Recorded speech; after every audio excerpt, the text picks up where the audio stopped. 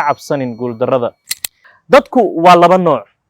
Ninne qorshuu degsadaa, hore ayuu u socdaa, uuna ku dhaqaaqaa. Biyuhu waxay ku wanaagsan yihiin biyaha webiga iyo biyaha socda baa ka wanaagsan biyaha fadhiyo, baa ka daahirsan.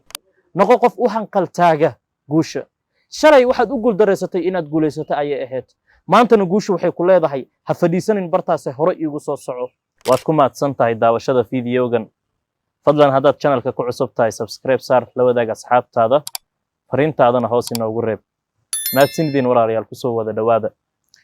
Waxaan jeclahay maanta inaan wax yar aan inoo galo, topic yar aan inagala hadlo. Topigaasoo ah ha ka cabsanin guuldarrada. In badan oo inaga mid ah ayaa maanta la nool guuldarrooyin. Sababtuna ma ahan inaysan guulaysan kareenin, in guusha iyaga aan loogu talagelin, inaysan horumar samayn kareenin, inay dadka hormuud aysan u noqon karin. Sababtu waxa weeyaan waxay taagan yihiin barti ay shalay ku guuldareysteen, barti ay imtixaanka uga dhaceen, barti uu ganacsigoodii ku guuldareystay, barti oo lacagtoodii ay ku luntay, barti ay qofkii ay jeclaayeen uu uga dhaqaajiyey. Iyagoo dhan waxay aamineen ama sawirteen in isku day walbaba ay sameeyaan natiijadiisu ay noqonayso guuldarro. Waxay aamineen shay gacanta lama galaan ilaa waa ay ku gubtaan. Dadka noocaasi ah ka cabsada inay guuldareystaan waxa isaga qaldan laba arrimood: inay guuldareystaan iyo inay ka cabsadaan guuldarrada.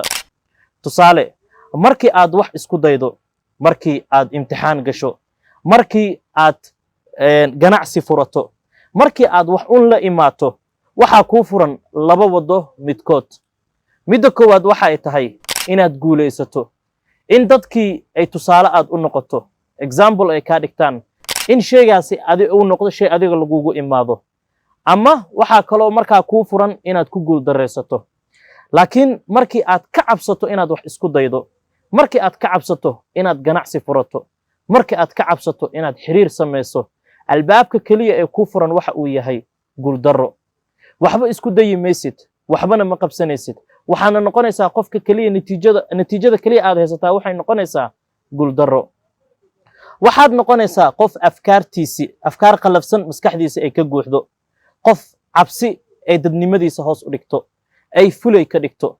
waxaad isleedahay haddii aan ganacsi sameeyo armaan ku guuldareystaa, haddii aan imtixaan galo armaan ku dhacaa, haddii aan qofkan dareenkeyga u sheegto armu i aqbali waayaa. waxaad noqonaysaa qof guuldareysta isagoo aanan waxba isku dayin. waxaa maskaxdaada hareerinaya walbahaar iyo walwal. walwalku waxba kama qaban karo wax inagu dhici doona. walwalku walaalayaal waxba kama bedeli karo waxa hadda inagu dhacaya. sidoo kale wax uu ka qaban karaa haba yaraatee ma jirto wixii la soo dhaafay. si walba aad maanta u walwashaahi, ganacsi kaa lumay kuma soo laabanayo. waa laga yaabaa inaad isbeddel fiican samayso oo wixii shalay kusoo gala wax ka badan ay kusoo galaan, laakiin gafkii shalay kugu dhacay, walwalkan maanta aad walwalaysaa waxba kama bedeli karayo. Allah subxaanahu wa ta'ala wuxuu aayad quraan uu ku dhahay: qul lan yusiibanaa ilaa maa kataba Allahu lana huwa mawlaana wa cala Allahi falyatawakkalil mu'minuun. masiibo inaguma dhacdo, imtixaan kuma dhacno, ganacsigeenna ma feelgareysmo, ma noqono dad guuldareysta ilaa Allah subxaanahu wa ta'ala ayaa inoo qoray. Allah subxaanahu wa ta'ala wuxuu aayad kale oo quraan uu ku leeyahay: laa yukallifu Allahu nafsan ilaa wus'aha. addoon lama kalifo, addoon imtixaan kuma dhaco. gabar intay uur qaado ilmihii kama soo dilmadaan ilaa waa wax ay ka imaan karayaan, waa waxaad berita aad ka guulaysan karto. waxaa laga yaabaa maanta inaad imtixaanka ku dhacdo, waxaa laga yaabaa maanta inaad guuldareysato, waxaa laga yaabaa maanta inaad inta uur qaado ilmihii kaa soo dilmaan, laakiin ha niyad jabin, isku day kale la imaaw. waxaan hubaa inaad hore uga socon doonto. walwalku walaalayaal waxa kaliya uu inoo qaban karaa waxa ay tahay inuu inagala tago farxadda yarta aad maalinkaa haysato, farxadda ay ilmahaagu ka dheehanayaan wejigaaga, farxadda yarta ay waalidiintaadu wejigaaga ka dheehanayaan. maxaa maanta ka xun in waalidkaaga, hooyada ama aabbaha ama saaxiibka ama cunugaaga aad ugu imaato guriga adigoo walwalsan, uu wejigaaga ka garto walwal iyo walbahaar ku saaran, deetana asaga uu murug uu bilaabo. walwalku walaalayaal waxay dhahaan hal maalin oo aad walwashaa, hal maalin oo aad walbahaartaa, hal maalin oo aad fikirtaa ayaa ka tacab iyo tiiraanyo iyo ka rafaad badan hal maalin oo shaqo adag aad qabatid.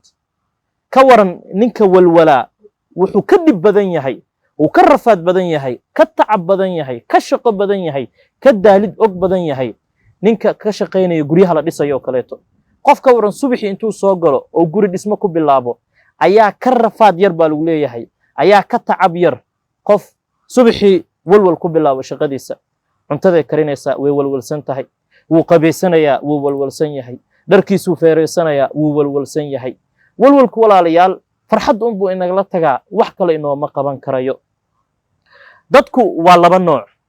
ninne qorshuu degsadaa, hore ayuu u socdaa wuuna ku dhaqaaqaa.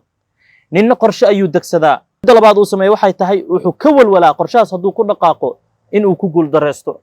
wuxuu ku leeyahay haddii aniga imtixaanka aan galo waan hubaa waan ku dhacayaa, maadadan si fiican uma aqaani.